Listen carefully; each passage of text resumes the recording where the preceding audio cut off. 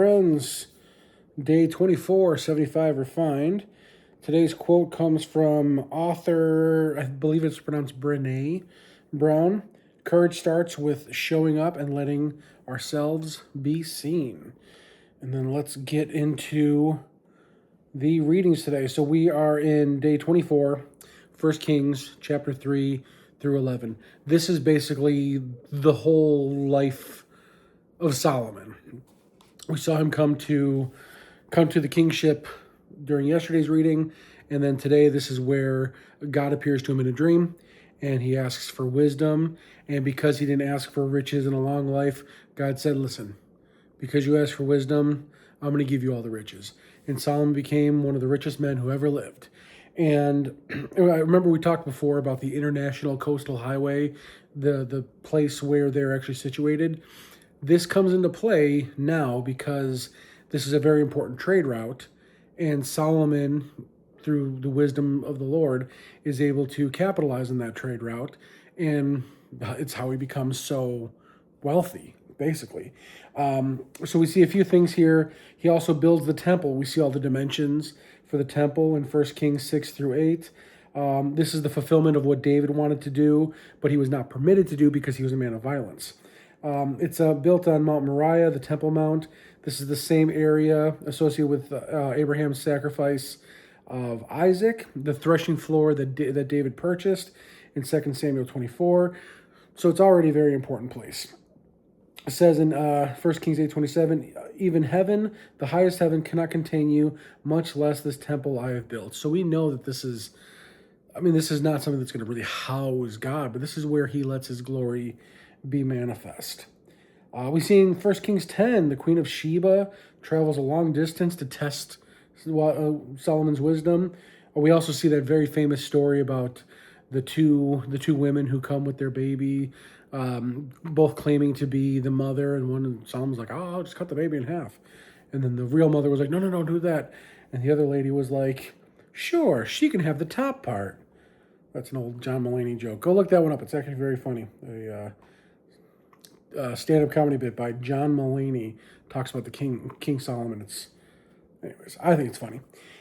And this is where it really gets into the crux of Solomon. And take heed, especially you young men.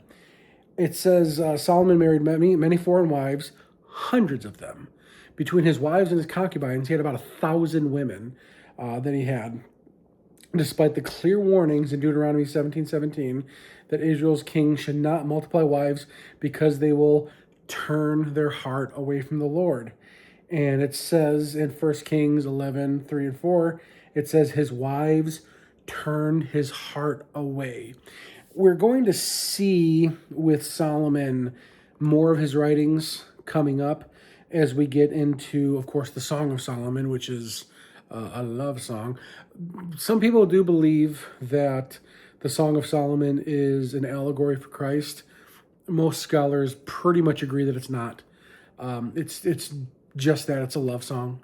It's a poem, a series of writings of a man and a woman. It's an erotic song, basically, with the wildest descriptions for people. So it'll be interesting to see how I go about tackling that with this breakdown, the recap. But we'll cross that bridge when we get there. Also, of course, the writings of Solomon and Proverbs, and then Ecclesiastes as well.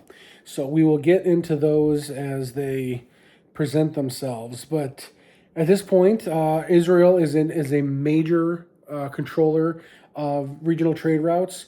Jerusalem becomes one of the wealthiest cities in the region, and the temple has become the religious center of the nation of Israel.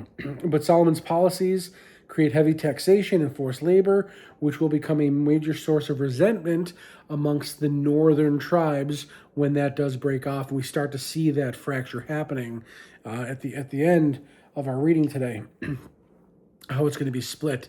But there is going to be a tribe left for David's line. And ultimately, that tribe, Judah, is what ends up becoming the most well-known, because that's when we hear the name Jews, it's because they're from Judah.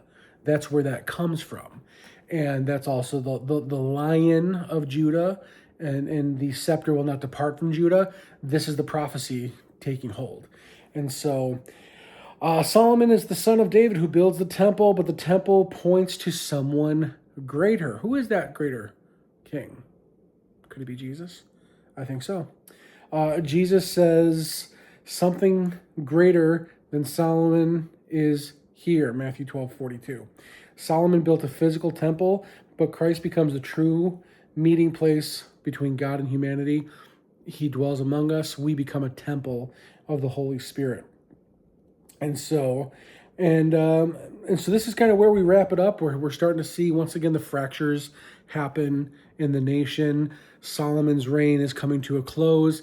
While he was the wisest and the wealthiest, he did not he did not fare as well as he could have. I want to actually read a quick line from our reading today, which really does a good job of summing up not only Solomon, but also it speaks to the heart of many within Israel at that time.